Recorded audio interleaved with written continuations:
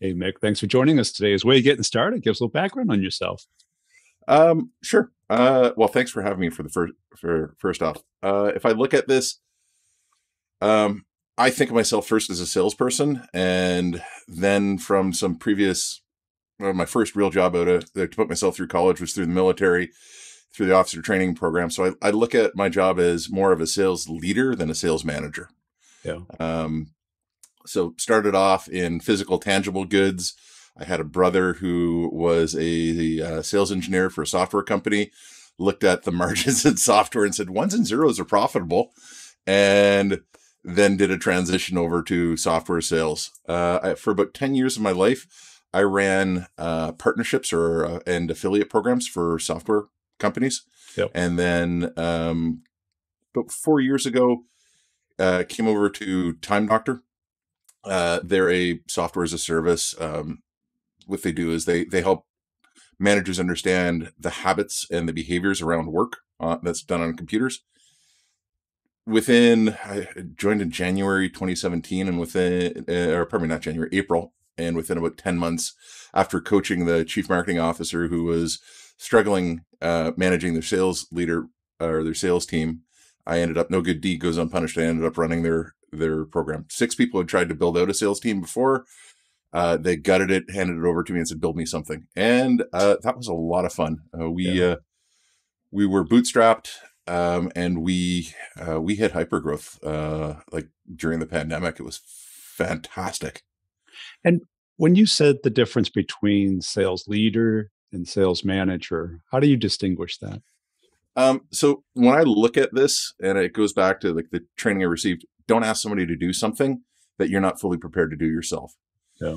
And having worked in the trenches and honed my craft, and I look at sales as a craft. It's something you have to do, and you need the repetitions, and you need to get better, and you need those 10,000 hours to become a master. The people that read a book someplace, predictable revenue, and say, "Oh, we just need to make 1,000 phone calls a day, and then we'll get our numbers." And like, to me, the joke sort of goes, you've got a sales rep who's like, you've got to make your 45 in-person calls a day. And a guy comes in late, like, "I'm sorry, I'm late, boss. Like, I almost hit my numbers, but the last guy tried to slow me down with an order. I finally got rid of him though." Right. Like, that's my personality. So if I look at leadership, my goal isn't for the sales team to make my job to hit quota easier. My job is to remove barriers for the sales team. Give them the training that is necessary for them to succeed. And if new resources, like if it's impossible for them to succeed, I need to then go find other resources or other avenues or tactics so that we can actually accomplish the mission. And then when we're all pulling in the same direction by having a comp plan that makes sense, rewards the right behavior, when we line those things up, then everybody does well. Yeah. And where did you get this mindset? Because because everyone else is doing the opposite. They're reading the book about how Salesforce became famous, right? Instead of like how they're going to become famous. Well, I mean, sales is constantly changing. And if I look at sales, I look at myself as a professional in what I do. The first thing being is, I don't know about you, but like I've been in positions where I have people cold calling me and it's the pitch deck. Right? They haven't stopped to ask me a question, what I'm interested in, what my business pain point is. They're just going through the pitch deck, and like it's like, yeah, I'm not interested, thanks. Right? Like I look at these people and I'm like, these people give salespeople a bad name, and maybe it's because they haven't received training. But if I look at this, my job is to steward my time. Oh, if I look at a salesperson, your job is to steward your time, right? You only have a set number of hours, waking minutes in the day. You want to spend that time. You're not customer service. You're not in the quote generating business. You're in the business of maximizing sales. So spend your time on the prospects that have the biggest odds of closing. Yeah. And the best answer is a quick yes. The second best answer is a quick no. Why? Because then you haven't strung that along and wasted all that time invested into it for them to push and push and push and slide next month, next quarter, next year. And no, we're not going to do it. No kidding.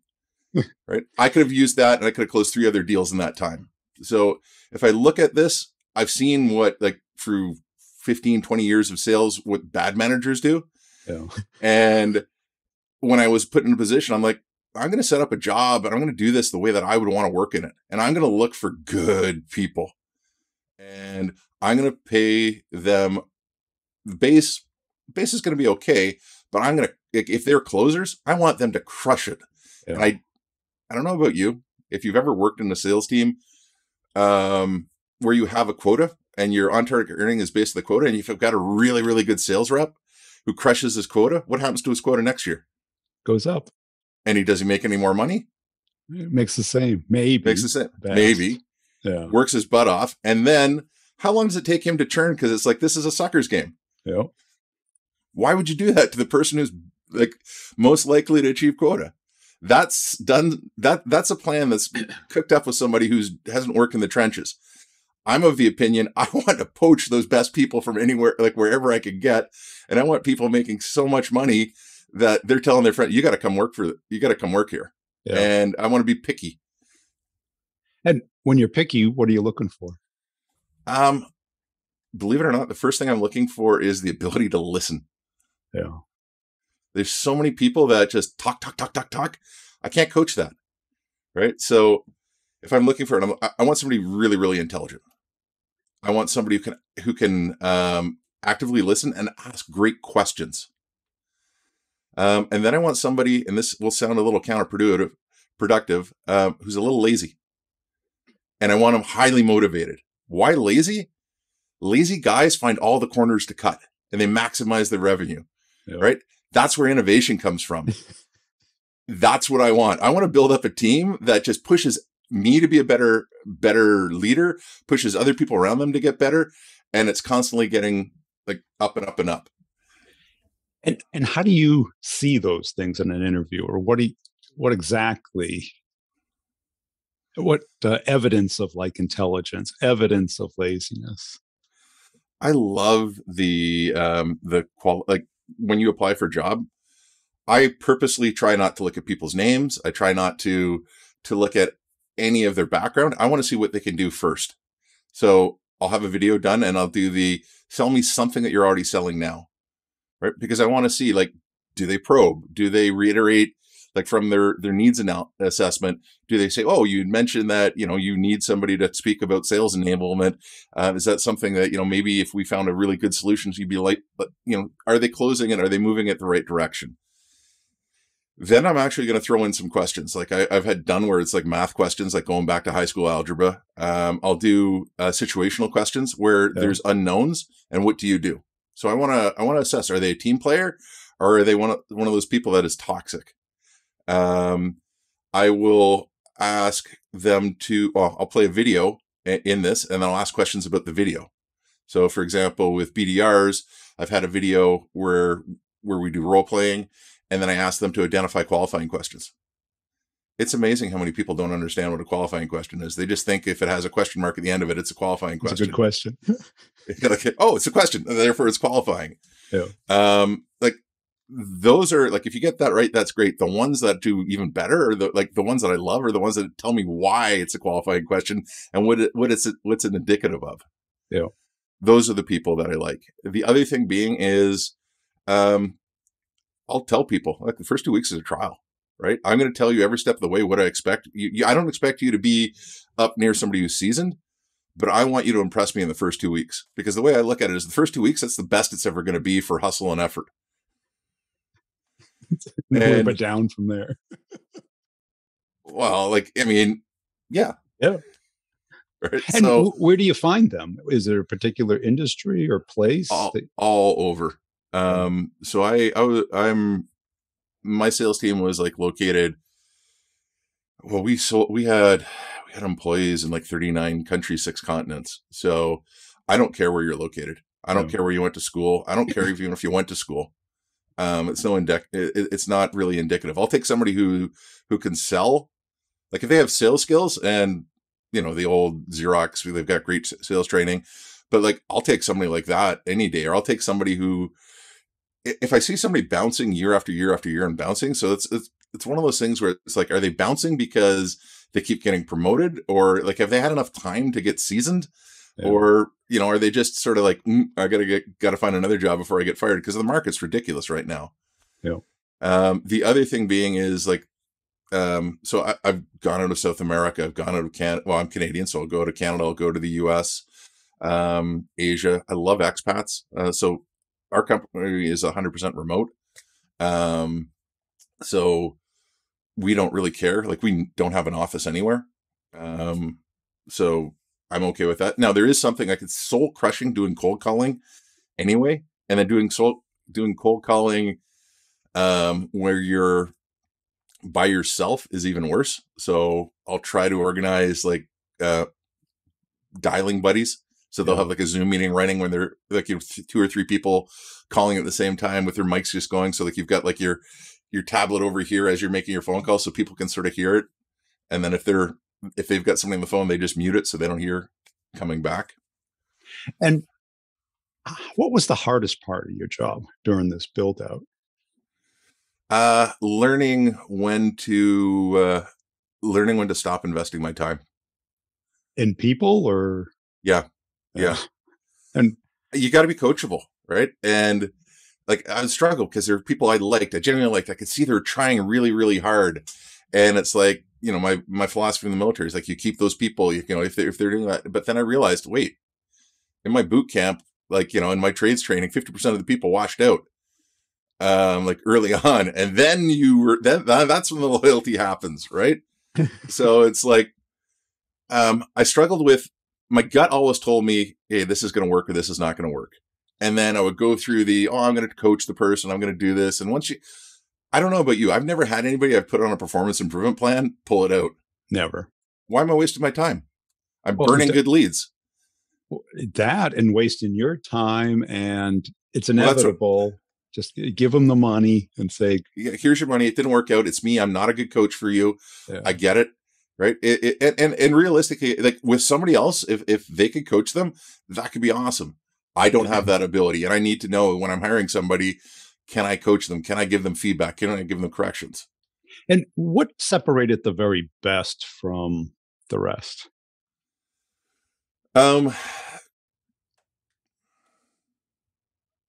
Intelligence, I think, right? Like the ability to understand, well, I'm going to back up. So software, the one thing I would always tell my team, people don't buy drill bits. They're paying for holes the size of a drill bit. Don't talk to people about features. Talk to people about what they can do, what they can achieve with those features. Yeah. So the people that invested the time and learn the product cold, like backwards and forwards, could be tech support on their own. It could do that. So the client's coming to them first, as opposed to, oh yeah, we'll send you over to customer support. Customer support doesn't get paid for sales. Right. Customer support doesn't know how to not introduce potential objections. Right. You want to eliminate as many of those variables. So what I tend to see, the people that ended up succeeding the best are the ones like early on are going like, hey, yeah, these role plays are great. Let me take some calls. Let me do something. Like, yeah, that's good, but let me just do something right away. And for me, like if you get a lead that isn't qualified because like, the size isn't big enough, right? But they still have the same needs. That's like batting practice. Right. Right. You need repetition. So I practice jujitsu. I'm a slow learner. I need to do it over and over and over and over and over again. And it's not the same, like you need to practice the same move over and over again, right? Because you have to be good at it. You need those repetitions. And I think too many people look at sales as just knowledge. It's jujitsu. It's a performance. You know what the move is. It's performing the move that matters. The analogy I make, I see so many reps get into the mindset that it's a wrestling match and there's a clear winner or loser. And the person like, yeah, okay, great, great SDR. You booked the meeting. They said yes, not because they want the product. They want you to go away. And now they no-show to the AE. Right. And you've done us a disservice. Yes. Yeah, you hit your number, but you've wasted an AE's time where he's not earning. Yeah. To me, it should be a dance. You're leading the dance. You know where he wants to go, but it should be enjoyable for both partners. And at the end of the time, when you get to the end and the conclusion, they're happy they went for a dance with you, and then they'd recommend other people to dance with you. maybe even make a second date so they'll go see like the AE or do the proof of concept. And that's a great analogy because it's agility, it's synchronization, it's empathy, and being proactive. Yeah. All those things, what we have to do in sales. And too many of us are looking for the perfect script. Doesn't exist. No. Now, how was it as far as working the internal side? Because you're building out a new team. Did you have the trust and the faith of the leadership team? Or was it show us the money? They didn't understand sales at all. And they basically left me alone. Like, here's a little money. Go do. Well, we're bootstrapped. So it's not like I'm hiring 20 people. Like literally the first 2 months, I'm like, I'm going to sell this myself because I want to see what people need. And then it was hire the first sales rep, train the first sales rep, hire the first SDR, because an AE needs more time to nurture and to get good at their skills than an SDR does. Yeah. And then, iterate, right? As you're driving revenue, reinvest that revenue, and then you're building up that team. And what do you think most sales leaders today don't get about sales leadership? Well, the first thing being is if you look at where most sales leaders come from, it's, oh, you're a good salesperson. Brian, you're the best salesperson we have. Congratulations, you're a manager. The skills are not related whatsoever. Has no correlation. No correlation. You know how to sell your way. You know how to sell your way, but you don't know how to manage. You don't know how to lead people. And you may not even like it. Right. And everyone tends to make the same mistake. They want everybody to be a mirror image of them. Sell my way. No. Yeah, exactly. And great. Yeah. If I could clone myself, that'd be awesome. But it's never going to happen. And I'll admit it. Certain people I align really well with. I can sell. There's other people that I don't. Right. There's different personalities, and there's other people where it's like, oh, that person, let's bring somebody in who has the personality and the methodology that really resonates with those people. And did you ever hire somebody that was effective, but you didn't gel with? When you say not gel, you mean like where you don't have the mojo, you don't sell the same way, you have different styles. Yeah. Styles, yes. I mean, can I curse? If you have to ask, you guys. My philosophy is, I don't tolerate assholes. I've got a no asshole policy, right? I think I've frozen. I'm not sure if I'm moving or not. Let me just stop video and come back here. I can still hear you, which is the best part. Yeah, my camera just died on me, it looks like. So I've gotten to the point in my career, I just don't want to work with jerks. Yeah. Right. And I've got a no drama policy. So when, if somebody is a good person who sells differently, I got no problems whatsoever. For me, it's about, what can you do? And it's performance. And what were the bad parts? Were they rude to other people in the company? Were they just not a team player? I would weed that out fast. But I've seen, if I'm looking at examples, I would have people that would get mad every time somebody said no. Oh, okay. Okay, that's toxic. You're going to drive people away. And also you're going to go insane. One of the things I tell the people that I work with is, if you only validate your enjoyment on yeses, you're going to spend 99.9% of your time miserable. Yeah. You need to focus on the things, on the behaviors that drive the yes, and take enjoyment and from those. So, for example, if I'm doing cold calls, if I can make the gatekeeper laugh, that's my goal every call, right? They may not put me through, but I want to do a signal interrupt and make that gatekeeper laugh. Right. Plus, it's also the time to reward. Certainly when you start getting into sales, people don't get comfortable until they start getting some success. Yes. Yeah. There's one person I mentored that that was doing, I thought, doing exceptionally well. Um, but her standards for herself were so high that it was just making her, I think, depressed. Yeah. And I'm like, look, I don't think this is like, I think you're doing well. I'm not dissatisfied with your rate of progression. I think you're going to be one of the best people on this team, but I can see you're not happy. Right? Do I need to transition you to something else? Yeah. Like, no job's worth being miserable and going down a dark road. The other thing being is, I think this person was comparing themselves to somebody who was tweaking the numbers and booking meetings that would never show or never had any intention of. So the person's like, oh, that person started at the same time. And, eventually it was weeded out and we saw it. But, the person's confidence was rocked. Yeah. And that's hard. And what motivates you as a leader? What's your drivers? I love the intellectual challenge of how do I, what's the goal? How do I get there? What are the problems in the way? What do I need to tweak? And it turns out I really like coaching. Yeah. Like I've had some people, that, I've hired out of, Latin America, and, he started earning $600-700 a month, and, he's on, he's with a different company now, but he's got on target earnings this year for 120,000. Nice. Right. That's life changing. I have another guy that I actually hired twice and fired once. And he's a good sales rep, but it's like, you can't do that. I left the door open, and he's like, you brought me out of a really dark place. Right. And thank you. And we're still friends to this day. And what's the key to coaching from your perspective? I think it's honesty.